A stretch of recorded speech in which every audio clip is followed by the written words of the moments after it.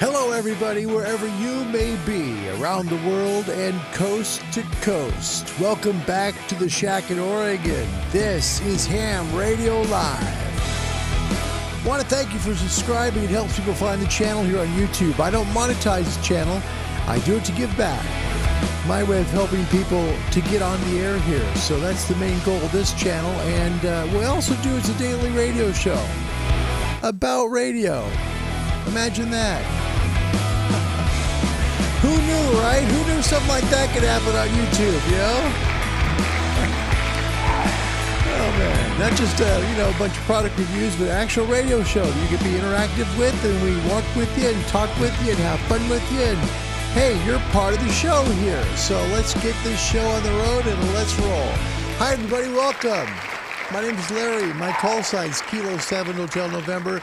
Well, this is show number 189. You know what? I thought about this earlier today. I'm like, man, we're going to hit 200 soon.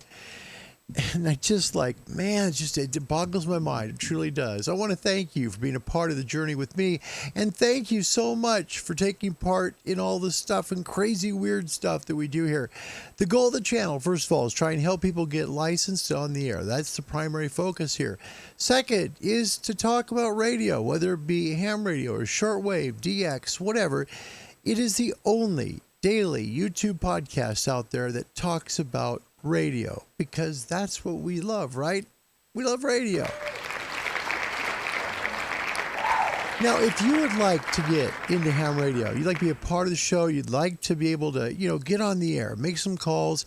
This is the original social media. It truly is. Way before the internet, way before television was ham radio. If you'd like to be a part of it, there's great ways to get started. If you don't know how, first place to check would be the American Radio Relay League. They're located in the United States. You can contact them at www.arrl.org. And hopefully, just let them know in the contact section where you live, where your radio club would be to help you. They can help you out. You also can get help from the Radio Amateurs of Canada. If you're in Canada or even outside, you can contact them as well, and they'll help you. Find them at www.rac.ca. Our friends over the pond in the UK, who we love our mates in the UK very, very much. Find information about getting yourself on the air. A huge increase in ham license applications there in the UK. And I think part of it is because of the great work that's been done by the Radio Society of Great Britain. If you'd like to get on the air, you've always thought about it, but just either haven't had the time or just things life gets in the way. Now's your chance. The sunspot numbers are coming up. Now, for ham radio, that means a big thing. We're going to have a segment on that today talking about the ionosphere and why it's so important. This is the time to get into ham radio because the next 5 to 6 years are going to be brilliant to make some wonderful calls. Contact the Radio Society of Great Britain at www.rsgb.org, and they will set you up with a ham radio club near you to help you get licensed. Welcome to the show, everybody. It's a great day. Good to see you. Thank you for coming. Truly mean that very much. I'd like to welcome some folks in the house. First up, Rod, Victor Alpha 3, Foxtrot, Union Charlie in the house from Ontario, Canada. Rod, thank you for coming. Wow. Rod's been here forever. He's like one of the first people that came. And Rod, it's an honor to have you. Thank you. Tom in Bahrain is in the house. Excuse me. Tom's got 2 call signs, working on 3 because he has a Bulgaria home as well. Alpha Echo 1, Tom Papa. I know it's supposed to be Tango. We call him Tom. And then Alpha 92 Golf Whiskey. Tom does amazing DX work. We have a surprise for you today, Tom. You might want to pay attention. Sean is here. Mike 0, Bravo, Juliet Lima from UK. Good to see you, Sean. Thank you for coming. What a joy. What a joy. Thanks to Sean, we've got some stuff to show you today. Johan, Echo Alpha 3014-SWL in the house from Barcelona, Spain. Johan, good to see you, brother. Happy Saturday evening to you. Wow. Let's see. Sean just got home. I'll watch it back. Great to work you, Tom. We're going to talk about that today. It happened. Yeah. The 2 viewers in the show. one in the UK, one in the Middle East, have talked about making a call, right? And they've talked about it on the show. Today, it actually happened. So congratulations both to Tom and Sean for making the call. Will Myers, a dear friend of mine. Will, welcome to the show. Kila Alpha 8, Golf India Mike, it's great to see you today. Thank you. And Dave from Temecula, California. His call sign, Whiskey 6, Charlie Romeo Tango, is in the house. Welcome, Dave. Welcome. Now, if you'd like to see where Dave lives in a beautiful area. I don't know if you're aware of where Dave's location is. Let me show you. Dave lives in Temecula, which is way southern California, not far from Baja California. He's south of Los Angeles and basically a little north of San Diego, but he's got a great, beautiful location. Man, oh man. Temecula is a very beautiful place in Southern California. Has so much beauty to it. And every time you come, Dave, I think of the beauty of Southern California, especially where you are. And I thank you for coming. Thank you so much, Dave. All right, welcome to the show. Today we're going to talk about some DX. We're going to talk about the Ionosphere. We're also going to celebrate some stuff. Now, on Wednesday's show, Sean, Mike 0, Bravo Juliet Lima was part of the show. And we did a thing where we talked about the Midway Island DXpedition. It was a group of guys got together to go to Midway Island to spend a week to put up some antennas and work DX. You can imagine what that pileup was like. People from all over the world trying to work Midway Island right in the middle of the Pacific Ocean. One of the people who actually made that call was our friend Sean right here, Mike 0, Bravo Juliet Lima. Look at this right here. Isn't that something? That's QSL card from that exact DXpedition right there from Kilo 4 Mike. That is from Sean. Now, Sean didn't, it's not okay for Sean to just make one call. You have to understand, Sean's got to do it multiple times because he's that good. Look at the back of the QSL card. Look closely. 4 confirmed QSOs there. Holy cow. Made one on 30 meters, 599 on CW. Made one on 40, 599 CW. Then he scoots over to 20 on sideband 5.9, and then he's on 40 sideband 5.9. That is 4. Count them, 4 contacts from south of London, basically, all the way to the middle of the Pacific Ocean. Look at that. Wow. He sent me one other card from his collection here that they sent him. Take a look at this one. This is the actual DXpedition group from K4 Mike right there. That was a few years ago, quite a few years ago, where they went to Midway. And basically, it was kind of like a wildlife thing, right? And they kind of looked at wildlife there on this wonderful little island that's in the middle of the Pacific Ocean named Midway. And worked some great DX for a few days, and Sean, bless his heart, being so good at DX, he makes 4 calls. It's amazing. Amazing. Wow. Oh my goodness. Gunter is in the house from Germany. Now we've got a show. All right, now we got a show. Somebody said earlier this week, it's not a show without Gunter. We have to find Gunter intro music here. I'll figure that out. So, Gunter, welcome to the show. Appreciate you coming so much. And Tom, listening back out after the show to work 40 meters and 80 as well with his colleague. He'll be QRO, so he'll be running some power, but take a while to set up the 40-meter quarter wave vertical he's got. And he's looking forward to working that. He's working it together with another ham, Alpha 92 Hotel Kilo, name of Fabian. Good luck to you on that, Tom. Wow. Working some great DX. So speaking of Tom, and speaking of DX, I don't think he knows this. Sean, Mike 0, Bravo Juliet Lima, made a call to him. Then afterwards thought, well, why not? Let's put some calls of Tom working the world from Bahrain. This is from today. Watch. Roger. Thank you so much for the nice contact into Portugal this afternoon. Always a fine business to get into that part of Europe as well. And I say we have about 32 degrees down here today. At the moment, we have almost no breeze, just a tiny, tiny bit of a breeze. I have a stainless steel whip stuck into the ground. I'm about 5 meters from the sea. So Mother Nature's doing all the work for us this afternoon for sure. For portable station running 85 watts there rolling. Anyway, back to you, my friend. Thank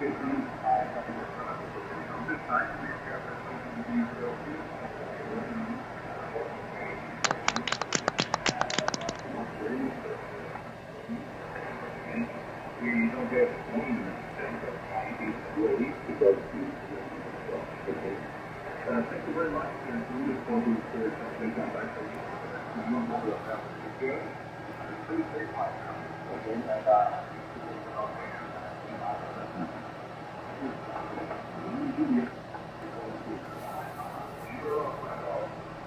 Okay, fantastic. Fine business, and ciao, my friend.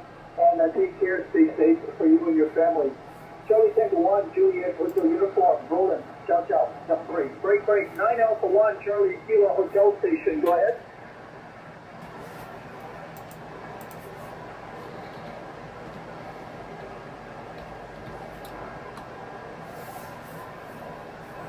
So that's the first one right there of our dear friend Tom, Alpha 92 Golf Whiskey.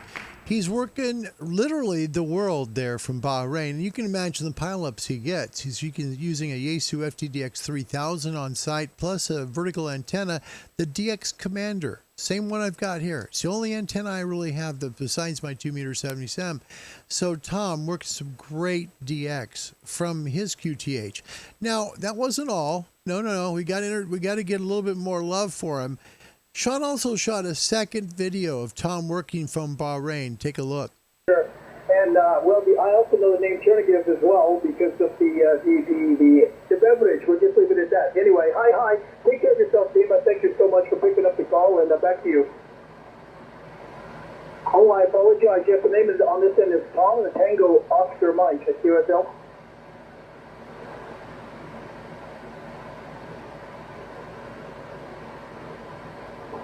Back up.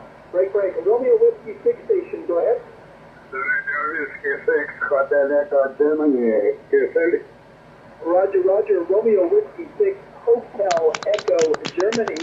You are 5 and 9 into Bahrain. Beautiful signal this afternoon. The name is Tom on this end. Tango Oscar Mike, go ahead.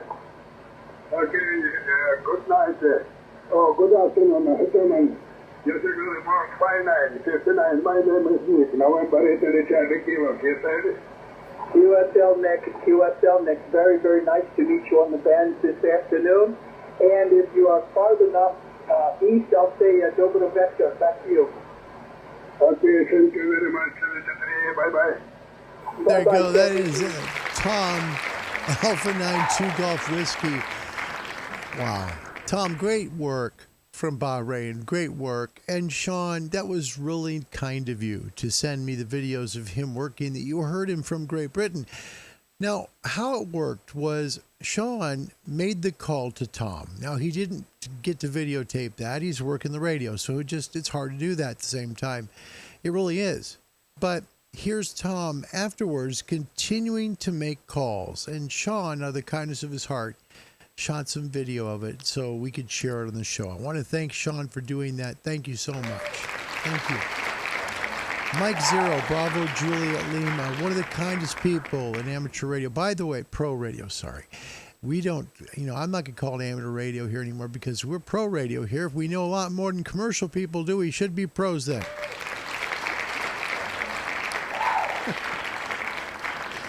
So that's great stuff. Thank you, Sean, for sharing that. This is really a family hobby. It's a love hobby. It's a hobby that we all share together.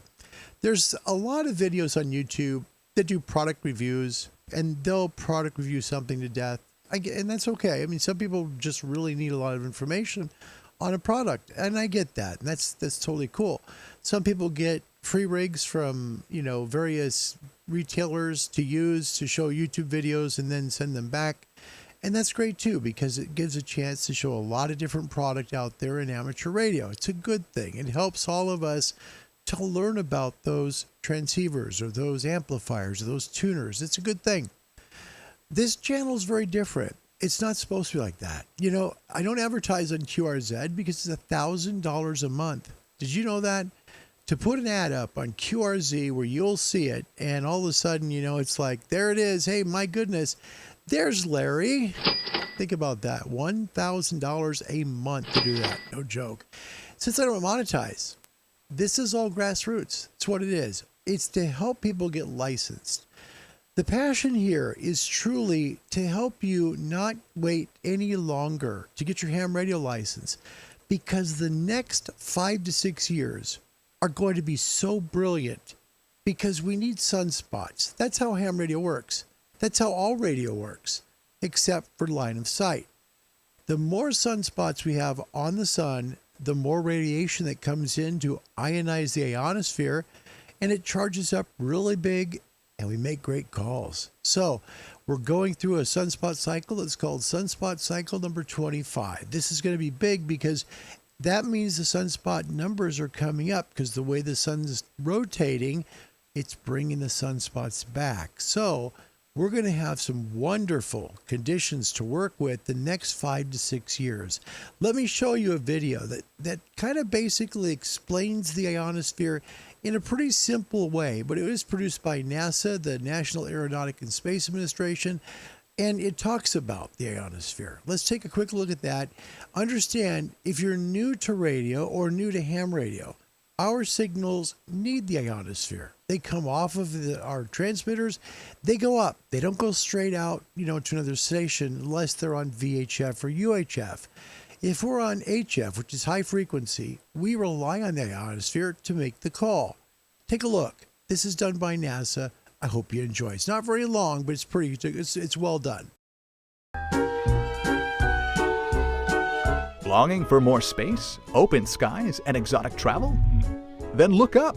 About 30 to 600 miles straight up at the Ionosphere, Earth's interface to space.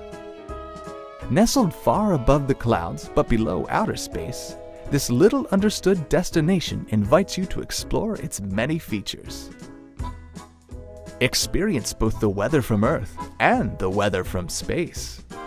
Marvel at the ballet of radio waves and navigation signals, like GPS, leaping through this particle paradise.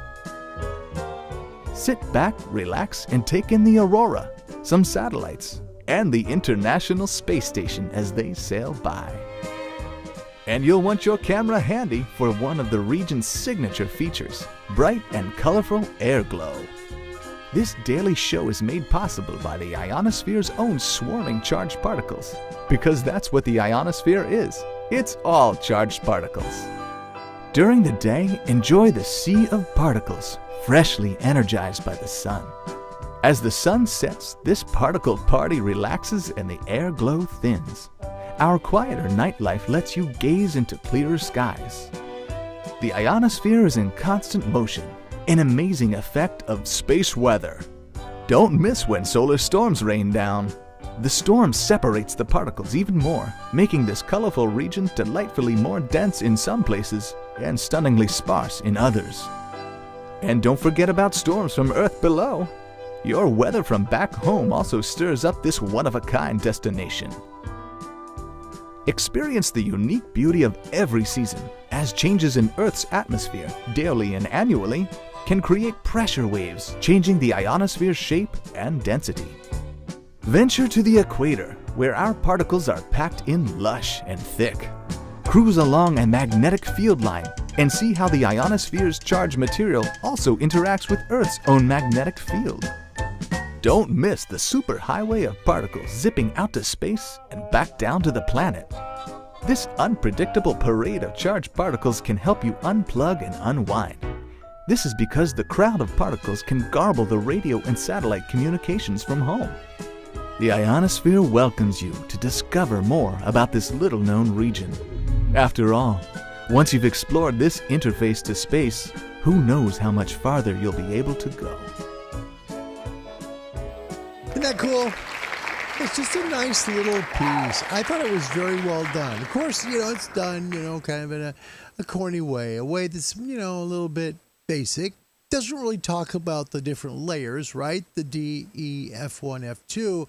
but it does help explain a little bit about the ionosphere. And that's what we try and do here, is to help people to understand radio and how it works and why we receive signals from so far away and can make calls with as little as 5 or even 1 watt. It's amazing when you think about what the ionosphere does and why we need it, all right? We're also going to talk a little bit today about radio waves, the 3 different types of radio.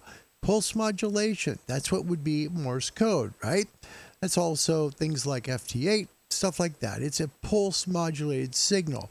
When you hear time stations like WWV, that's pulse modulation right there.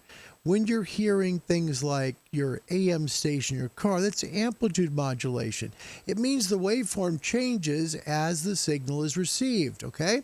When you have frequency modulation, it's totally different. Instead of the waveforms changing this way, they change this way. So they either get squished together or they go farther apart. That's frequency modulation. Now, I got to tell you, before we go into that segment, I will say some hellos because we got some folks that just joined in, and I want to make sure and honor you and thank you for coming. First of all, Alan Lloyd, thank you so much for coming to the channel today. It's wonderful to see you. Welcome to today's show, Al. Good to see you, man. Very much. Nice comment, too. Thank you. Thank you so much. Kevin, I believe this is the first time you're here. I don't want to mess up your name. Please understand. I believe it is Kevin O'Dubbigan. Is that correct? I hope I have that right. What a nice comment, too. Let's take a close look at what Kevin says. I'm disabled. I had a lot of help from local hams to pass the RAE. Our hobby is very inclusive and friendly. Welcome to the show, Kev. Nice to have you. I mean that. Thank you for coming. It is truly a joy. Gunter talked Kuwait, Afghanistan, and Qatar. Was ready to work Tom, but Tom didn't hear him. And that's kind of the way it goes. By the way, that's tomorrow's question on Ham Talk Live. What's the call you almost had? We've all had them, right? We're close. We might just get the call sign, but not get the signal report. Or we'll get part of the call sign, and we can't make the rest of the call. That's tomorrow's question on Ham Talk Live.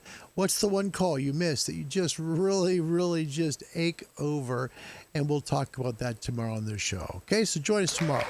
That'll be right about 1900 UTC. So around 1900 UTC here on the channel. Okay, and it might be, well, hold on, tomorrow's Sunday, probably 20 UTC. It's a Sunday.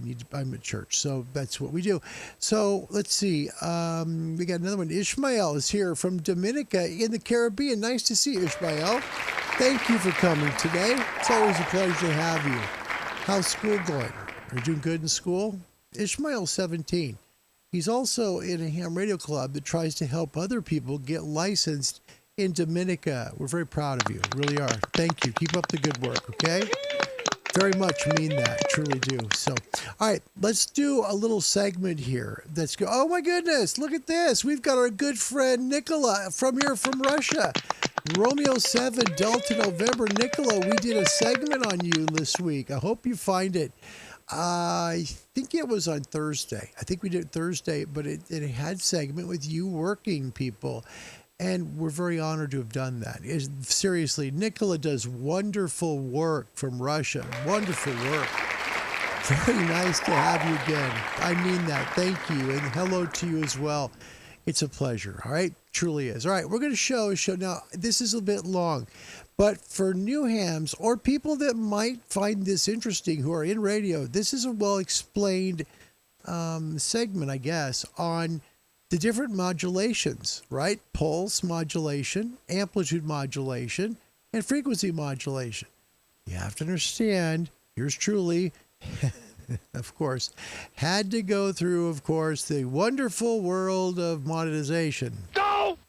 So that means I got to hear the ads over and over again. Now, usually when you show a YouTube show once, you record it, right? It won't show the ads. Not this time. No, of course not. No, we had to go ahead and get more and more monetization. So we had a crummy commercial? Exactly. So please understand the commercials will be there. I'll hit the skip ad button for you already. And it's really a well done thing on the different types of modulation. Very important for you to understand if you're looking to get into ham radio. And I think really well done for folks that are already in radio. Enjoy this. It's really well done. In the modern era, radio waves control everything. From the tunes in your car driving down the road to the police radio in the car that's pulling you over for not signaling your turn. These waves are undetectable and invisible to human senses, but they make up the foundation of modern connected technology. While the root of modern connected technologies may be radio waves, the underlying tech that makes radio waves possible is a rather simple concept to understand. Any person can make a simple radio in their home for a few bucks, which is part of the reason this foundational communication tech dates back to 1895. As a demonstrable introduction to understanding what radio is, we'll engage in a simple explanation of how you might make one. All you need is a battery, a coin, and an AM radio. Tune the radio to a static channel and start tapping that coin on the two terminals of the battery. You'll start hearing that tapping through the AM radio. By doing this, you'll have made a crude radio transmitter, capable of communicating in Morse code or random taps, over just a few inches though. What you're doing in this process is exciting electrons on the transmitter side, the battery and the coin, which then is received as a signal on the receiving side, the AM radio, and turned back into an audio output. What you're doing is completing a circuit between the battery terminals, which creates an electromagnetic force, which can be detected by the receiver in the AM radio. In order to understand radios in more detail than what we've just discussed, we need to take a little trip through history. Back in the early days of radio technology, in the whereabouts of the early 1900s, radio transmitters were referred to as spark coils.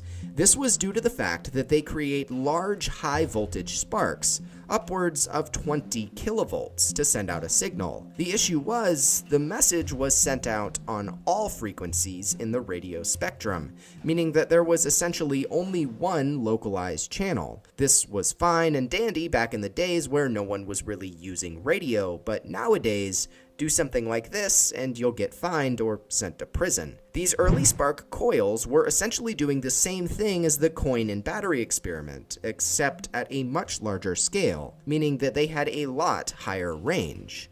Riding the magic school bus back to the modern era, and today's radios use sine waves to transmit all sorts of information, from audio to video to raw data. By utilizing sine waves for transmission, radios and devices can distinguish different channels based on frequency, or the number of cycles in the sine wave per second. This allows tens to hundreds to thousands of channels on modern radios, all in the same space without too much interference. Every single radio has two parts, a transmitter and a receiver. The transmitter is responsible for taking a string of data and encoding it to a sine wave. After that encoding happens, it can also be amplified and sent out across the air. The receiver, rather expectedly, receives the radio waves and decodes the message encoded into the sine wave. Each side of the system uses antennas to radiate and or receive the signal. Relating radios back to your life a little bit, chances are you're watching this video as a result of a transmission of radio waves. Cell phones use radios in their most basic form. They contain both transmitters and receivers and can run both at the same time. In general, phones use frequency modulation, or FM, in a frequency range of 800 megahertz, in any one of 1600 individual frequencies. All of those numbers and data probably is meaningless to you right now, but hang on as we dive deeper. Back to our simple battery demonstration. We can recall that an electromagnetic force was created when the battery circuit was completed. Modern radios build off of this idea by creating rapidly changing electric currents on the transmitter side. One of the best way of doing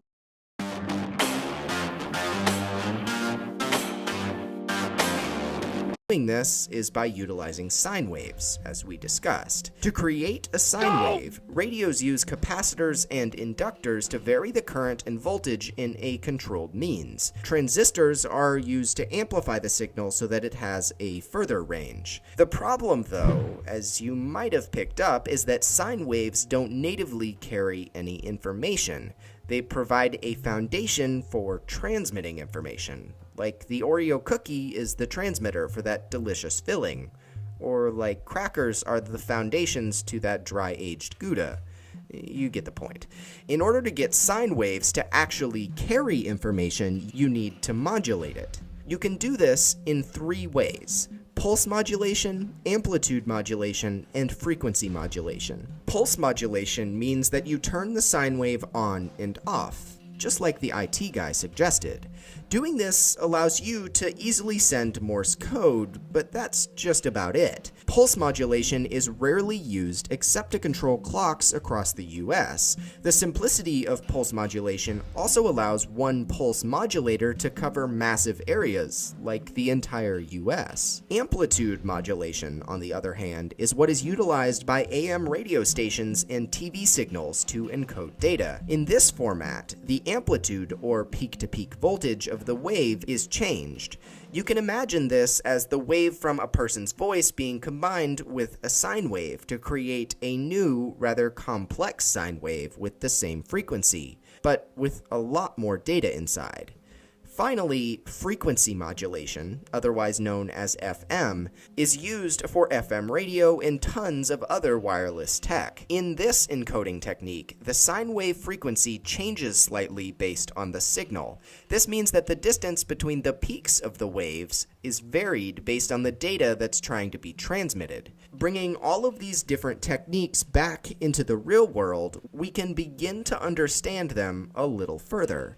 If you sit in your car and tune your radio to AM 680, that means that the transmitting station was operating at 680,000 hertz, meaning that the sine wave repeats 680,000 times per second. The voice of the speaker or the music on the transmitting side is modulated onto that wave through amplitude modulation. Then, the signal is amplified up to 50,000 watts for larger AM radio stations and then sent into space utilizing the antenna. Your car's radio picks up that signal, utilizing its own antenna. This can be as simple as a wire or a metal stick. A crummy commercial? Armadillo eggs are classic Texas barbecue. This is how I do them. Start by removing. In conjunction with the tuner on your radio tuning to the specific frequency, the tuner starts resonating at 680 kilohertz. Called resonance, this principle allows the radio to essentially ignore any other signals in the air. The signal then passes to the detector, or demodulator, that takes the voice or music from the wave, utilizing a device called a diode, and translates it back into audio. The final step in the process is for the radio to amplify the signal so you can hear it and change the volume as needed. FM radios have different detector setups and translate frequency into sound rather than amplitude, but otherwise they operate in the same way. Data can be encoded onto a constantly changing signal utilizing different modulation techniques that have advantages and disadvantages to each method. Nearly everything that communicates wirelessly around us uses radio waves to do so, and creating your own simple radio is actually a very manageable task. Over the last century, radio has radically changed the course of humanity and rapidly accelerated the growth of the information age.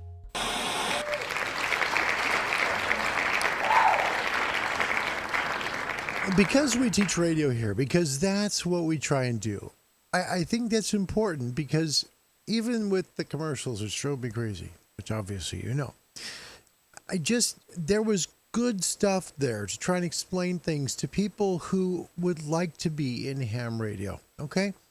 This is really pro radio, because we learn exactly how it works, we learn exactly how to make it work properly, and we learn exactly how to keep ourselves safe in the process and not hurt ourselves.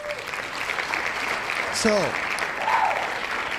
I can't stress enough, for folks who would like to be in ham radio, get their ham radio license. It's doable. Don't think it's so hard that you just can't do this. You can. If you really want it, you can definitely do it. The first step is to contact somebody to find out how you get started, right? That's the first step. in the United States. Now, these people can help you here or elsewhere, as can the Radio Amateurs of Canada and the Radio Society of Great Britain. All three are great resources. Just pick one. Get a hold of them on the internet. Tell them where you are and that you'd like to get into amateur radio. And they'll help you. It's very simple.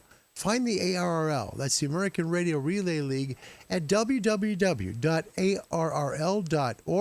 They'll be happy to help you. If you're over the pond in the UK, get a hold of the Radio Society of Great Britain. They're found at www.rsgb.org. And in Canada, they've got a wonderful group of radio amateurs there called the Radio Amateurs of Canada. They're located at www.rac.ca. All right, let's take a look here real quick at another thing I'm really excited to share with you today. And this is not it, but let me show you. We're going to talk a little bit about this transceiver. Now, I have said for a long time that I think that the best buy in amateur radio is the Icom 7300. Now, part of that is the price. And part of it is what it gives you, which is an amazing amount of features. Truly, it's amazing. Digital modes, easy to use. Has a built-in sound card? Yes. Does it record audio? Yep. Will it record CQ calls? It certainly does. Does it have a touch screen? Yep. Is it beautiful? Absolutely.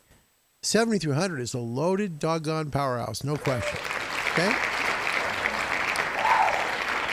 Okay, with that said, I believe this might change my mind. I think this probably could take, at least in my opinion, and this is my opinion, this is not the fact, okay? People give you opinions on YouTube channels. Please understand, when you're dealing with any YouTube channel, you're just getting the person's opinion. You're not getting the real deal. It's just their opinion. Yours may vary. It's the honest truth. The radio that they may not like, you might love. And the one that you love, they might not. But I can tell you, for the money, for what you get, for an extra $125, buying one of these is probably the best buy in ham radio today. That's the honest truth. I really believe that. I do. And let me explain why. Okay, in the Yaesu 7300, you do get 100 watts out. So is this radio. Okay, you get a touchscreen. This one doesn't have the touch. Well, it kind of has a touchscreen, but it's not like the 7300s. Okay, you can't touch on a frequency and change it. Okay, 7300 has better resolution on its screen, absolutely. But this transceiver, it also does 2 meters and 70 centimeters. It is a HF, VHF, UHF transceiver, so it's a shack in the box, and it is an absolutely beautiful rig to use. This is in 4K. And it doesn't do the screen justice. It just doesn't. So this is a real reason probably why these are so back-ordered right now. Ham Radio Outlet has a back order of 144 of these units to be sold. No joke. I found out this week, 144 pre-sales. They are sold out from coast to coast in the United States. This is probably one of the biggest gaining radios right now in ham radio, and it probably is even gaining higher than the FDDX10. That's the truth. So this, I believe, in my opinion, again, my opinion, and, $250 will get you fancy Starbucks coffee. But I think that this transceiver, for the money, is the best buy in amateur radio because it gives you every single band with a nice color touch screen and C4FM and System Fusion and Wires X. And we're going to go through all of those things. We will. We'll go through all of those things. I'd like to learn the radio better. And honestly, I have too much here. And I know I do. I pray before every show. I've told you that. I pray really hard before every show. And I don't feel at peace having all these radios. It's just not who I am. I'm not a collector. I just like to use radios. That's all. So please understand, we're going to do a lot of stuff with the 991A, including how it works, how effective it is, how good it really is on HF, how it does on VHF and UHF. The thing that blew me away about the 991, was how well it works on HF. I thought that would be the compromise. It wasn't. It has done phenomenally for me. Romeo 7, Delta November, try 14245.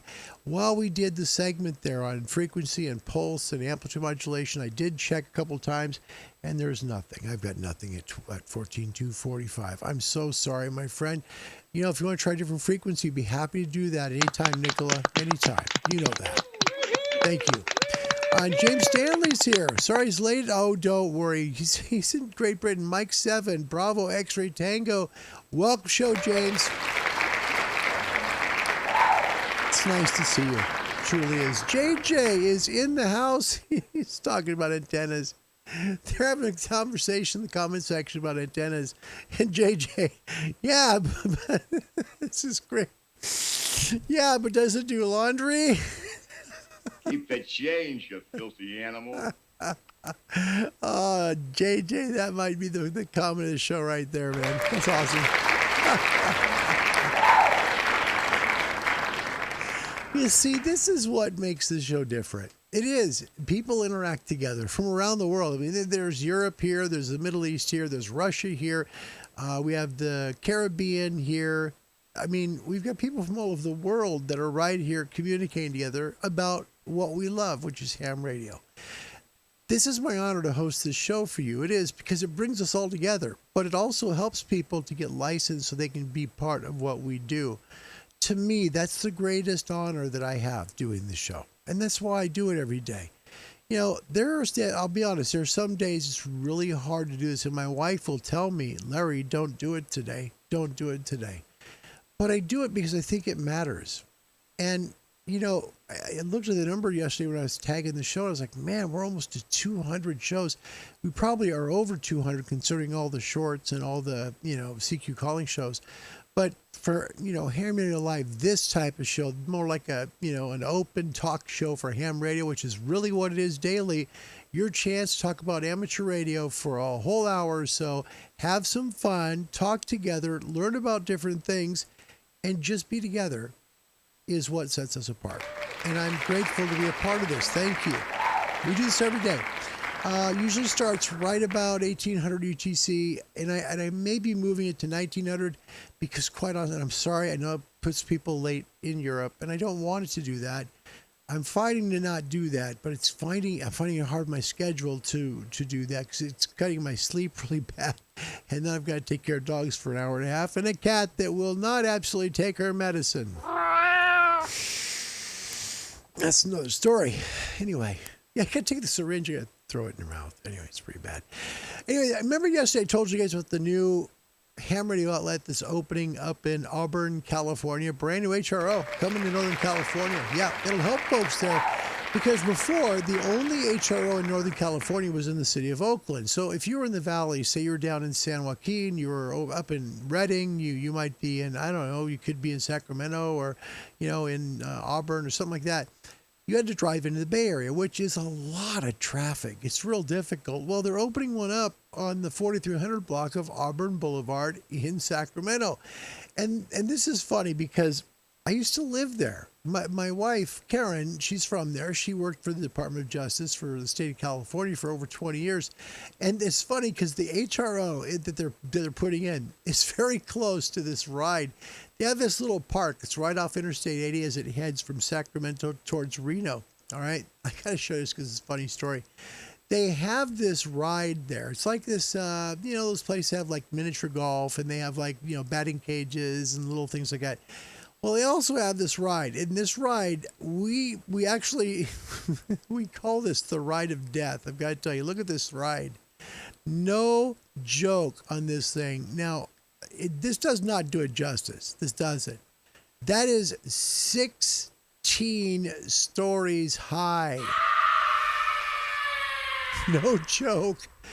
It literally rotates with two people in the cars. There's one at the top, one at the bottom. It rotates going 60 miles per hour. And they have a really bad ordinance there with this ride, okay? The rule is you can't scream on this ride. You can't. You can't make any noise. neighbors across a 8-lane freeway. Yeah, 8 lanes, got it? Yes. Okay, 8-lane freeway on the other side of this interstate highway with all these cars going by. They start complaining, there's just too much screaming going on over there, and we just can't stand anymore. We got to just knock that off. So the amusement park said, we'll do our best to make it stop, all right? Then they complain more. This is after they put this thing in. Then they complain more. So the ride operator tells each passenger before they get in this crazy machine, hey, you might want to just, you have to put your hand over your mouth if you're going to scream, and you've got to just hold it, okay? You can't just, scream. You just can't do it. So that's the rule. It's called the Scandia Screamer, yet you can't scream on this ride, believe it or not. Let's roll. Can't scream at all. So that is very near the new HRO that's in Auburn, California, that's opening up here in about a couple of months. By the way, if you're in amateur radio, pro radio, if you're in a ham radio, okay, if you're a ham radio operator and you live in the Sacramento area, you're looking for a gig, you'd like to work for a ham radio company that has 401k, great benefits plus good pay, contact the HRO store there in Auburn. Now, it's in Sacramento near downtown, right by the Ride of Death. And just tell them you'd like to work. They're looking for a sales manager, salespeople. They're looking for a whole crew there in the Sacramento area. Contact HRO for help, and maybe you get a gig working for them. It's pretty cool. I mean, a brand new store. Yeah, brand new store as well. So let's look at your comments. We'll see if we can catch up with y'all, but it is kind of funny. Tom's thinking about a second 991A. I think this is the best buy there is for what it does. I just believe that. And I was a 7300 guy the whole way through until that. And the reason for it is because it gives you VHF, UHF. And it does it still with a color screen. But the color screen of the Icom is 10 times better. It is. If you're talking color screens, the Icom wins every time. There's no comparison. It's a beautiful screen on the 991A. Don't get me wrong. It's absolutely beautiful. But it's not the quality of the Icom. Not even close. This is more kind of like a cartoon-like thing, I think, compared to the Icom. But it still offers touchscreen capabilities, and it gives you all the ham bands. Everything you can use is within this device. And it's only $125 more. That's all it costs. So a very good bargain, I think, in amateur radio right now is the Yaesu 991A. Sold out coast to coast. Can't find a gigaparts. It's not a DX Engineering. It's not HRO. In fact, HRO is over 140 people back ordered on it. It is right now the hardest radio to find in the United States. So we're going to be putting a lot of time the next week or so into showing you the 991 in little segments. We don't want to do a whole show on it because that would bore the heck out of people that don't care. But just little segments on things that it can do and hopefully help you out a little bit with it, okay? Comments. We love our comments. Kevin, I struggle with retaining information if I can pass the exam. Others can. Don't lose hope. If you don't pass the first time, you will succeed. Find your local radio club. They will help you. That is the comment of the show. Right there. That is the comment of the show. Kevin, thank you so much for joining us today. Thank you for joining us today because that comment is so perfect. If you want to be here with us in ham radio, okay, it's not nerdy. First of all, it's not. Don't think this is a nerdy hobby. Hold on. Change cameras a little bit. All right. I don't want you thinking this is really a nerdy hobby, okay? And then the radios are really kind of stupid looking. Okay. Here is a Yaesu 991 Alpha. You see my notes underneath there in the radio mic next. Okay. That's what they look like. Here's a typical ham radio today. Now, this isn't that, what they all look like, but this is a pretty good example of what you see. This is full touchscreen. Make things do what you want to do. You can change things. You can make things go away. You see that? That's what this does right here. It does exactly that. And it's just not what you think maybe a ham radio is. This is fully technical, high-tech stuff. This is as high-tech as anything you have in your home. I guarantee it is. So if you're into that, great. If you're not, here's the deal. You can still work one of these. If you're not into high-tech stuff, How hard is it to turn a dial and touch a screen?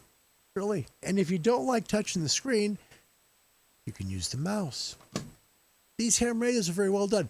Icom 7610 can do the exact same thing. Mouse control, it's on a display out on it, a touch screen that's glorious. The Yaesu 101s are very good. The Kenwood 890S, the Kenwood 990s are great.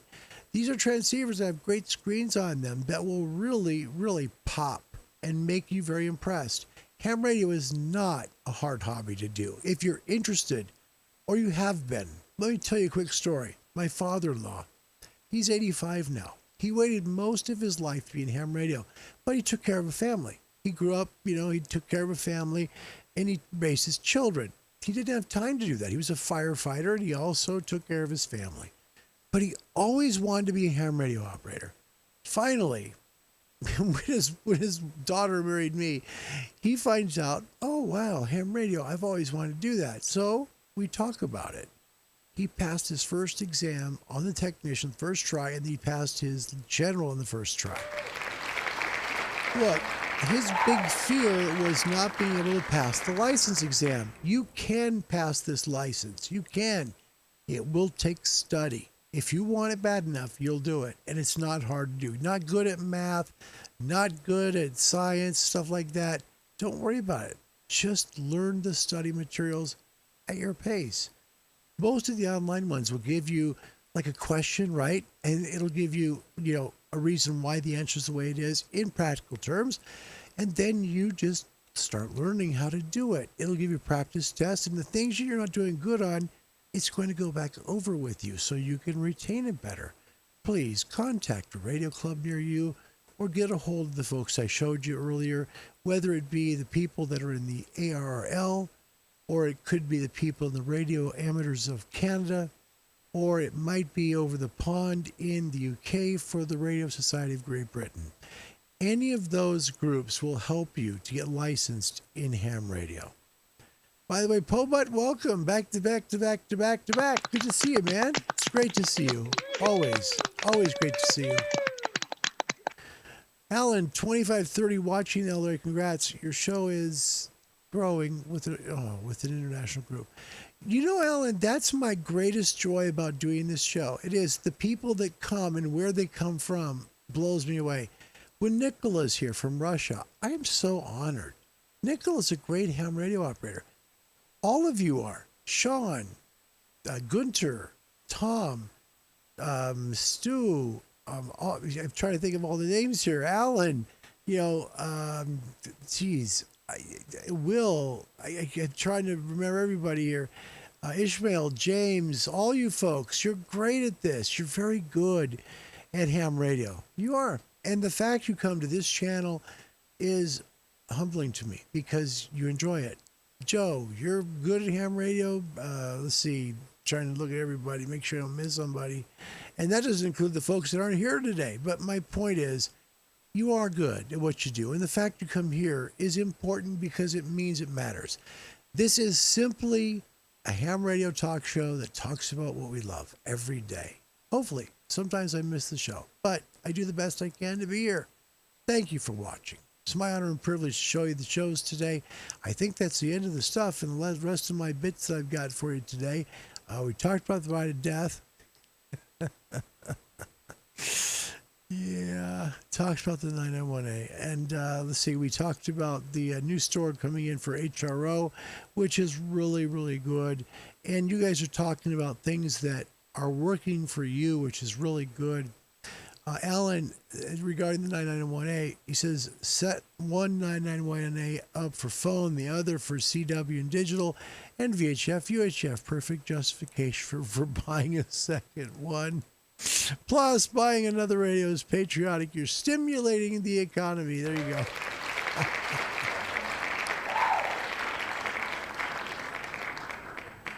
Wow. JJ, question. I am beside a medium wave transmitter at 580 kilohertz and medium wave bandstop filter. I hear the harmonics everywhere into HF. Would a second filter in series be additive? Question 1B. I live beside. Oh no! Are you serious? You live right by CHU? Oh, dude. Harmonics are bad. Can I block just frequency keep across? Oh no. Hey, by the way, Bill Carter here, Alpha Bravo 9 Quebec uniform. Thanks for coming today, Bill. It's an honor. JJ, I gotta tell you, this is my honest opinion. I hate to say this, I would move. Man, if you live close to a powerhouse like CHU, by the way, folks don't know, CHU is a time station. It helps broadcast the time, and it does so on multiple shortwave frequencies. It's similar to WWV and WWVH, WWVB. I know they have one in Great Britain, they've got one in Germany, they have one in Russia. Could you imagine living right next to one? It'd be awful because you get harmonics everywhere because there's so much power going out. JJ, I don't know if there's enough. I don't know if there's enough filtering to block that. That's huge. That's a lot of power. So that's my opinion. Bob, downstairs, my brother. Welcome, Bob. Bob's awake. Hi, Bob. That's great. Hey, Jim is here. Whiskey 6. Juliet India Mike. Jim's checking in from Walnut Creek, California. Jim, welcome. Nice to see you. All right, we're going to end the show here because it's been long enough, and I appreciate your attention and your time. JJ, I'm sorry, man. That's the best advice I'd give you. I think if you live right next door to a station like that, the best thing you can do is say, you know what? I like living here, but if amateur radio means a lot, work portable. Go portable with your rig. Go out in the hills. Go out and enjoy the beauty of Canada and then just work, man. They're great. The 991A is perfect for taking remote. It's already got a handle on the side of it. You can already use the thing. There's the Geocron. Get you the 991A again, sorry. There's the 991A, okay. So you can work the 991A. You can, get your stuff and carry it with you. It's got that carry handle and everything else. So that's nice. You can use that to be able to make calls and, not worry about the fact that CHU is right next door. That will help you tremendously. Great vertical portables are available. You can get a really nice 2.70 SEM mobile antenna for it as well. If you want to really work something big, try a Tar Heel, man. Put a Tar Heel on your rig. You'd be blown away at your contesting. You'd be blown away at the contacts you make. You'd be blown away at the performance. You have a great transceiver and a very, very good antenna. That's my thoughts. That's tough. Living next to CHU? Couldn't imagine. That'd be like living next to WWV and not expecting to hear something from, transmitters are transmitting at that power level, and you're right by it. In the path of the direction they're shooting it. No, thank you. All right, we're going to go ahead and close the show here with a sign-off today. This is from the UK in honor of Sean, who took all that time to record two QSOs from Tom, Alpha 92 Golf Whiskey in Bahrain. He did it after making the contacts. And by the way, Sean, again, congratulations on working Great DX with four QSOs with DXpedition Kilo 4 Mike Midway Island. My goodness gracious. Look at that. 4 contacts from the UK to Midway. Well done. Until tomorrow at right about 20 UTC.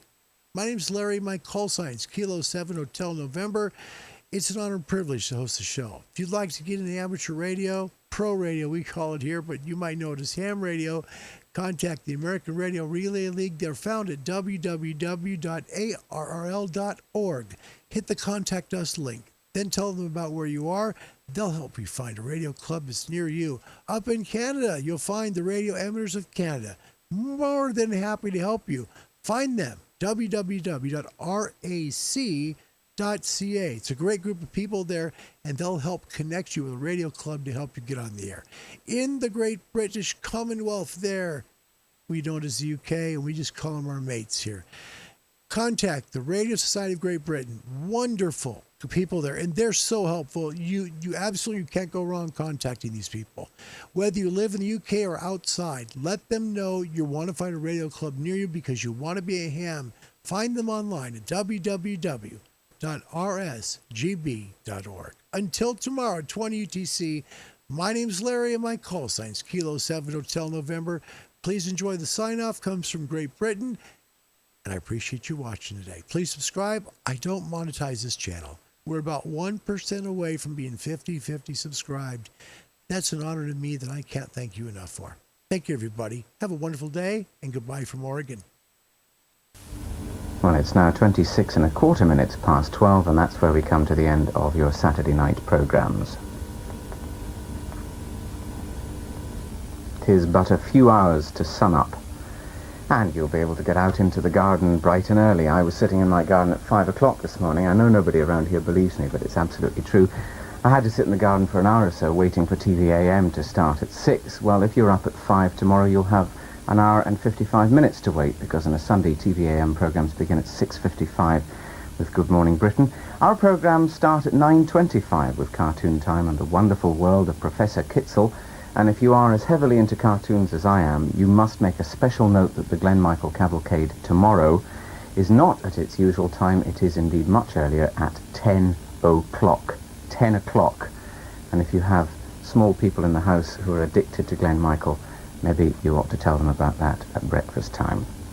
Well, I'll be back with you tomorrow night, but now let's take a look together at all the programs that we can enjoy on STV on Sunday.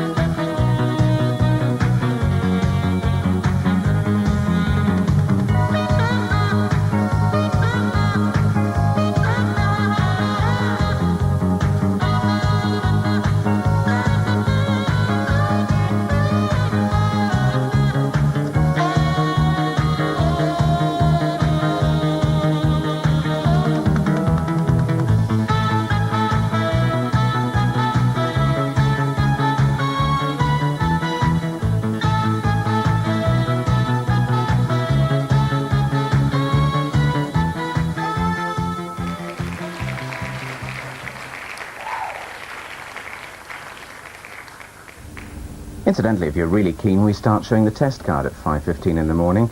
But Radio 4th doesn't start until 6 o'clock, when Ken Haynes is along with Ken's Den. There's news at 8, followed by View from Earth with Anne Pagan.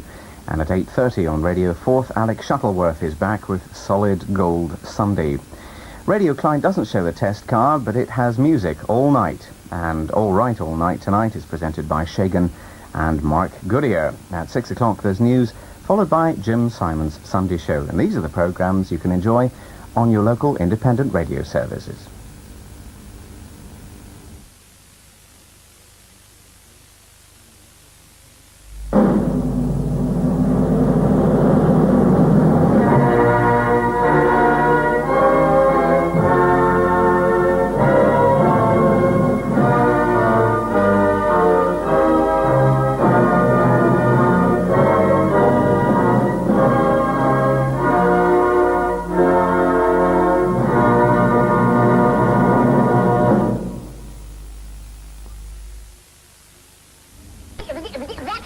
Channel 4 programs continue for